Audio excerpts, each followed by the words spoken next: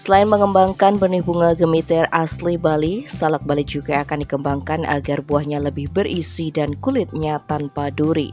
Hal tersebut diungkap Gubernur Bali Wayan Koster saat ditemui usai menghadiri rapat di DPRD Bali Kamis 20 Juli kemarin. Gubernur asli Buleleng ini menerangkan salak Bali yang saat dibuka itu terkendala pada durinya yang kecil-kecil pada kulit, sehingga tidak jarang saat membuka kulitnya tangan tertusuk di duri. Dari sana ia memiliki inisiatif agar ada peneliti atau pengembangan salak tanpa ada duri. Langkah itu dilakukan supaya setiap keperluan upacara di Bali buah salak tidak membeli yang didatangkan dari luar Bali.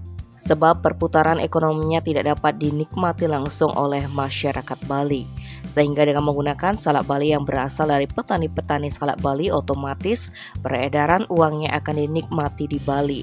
Hal ini juga terkait penggunaan produk lokal, terlebih digunakan untuk upacara yang diperlukan secara berkesinambungan dengan jumlah yang cukup banyak.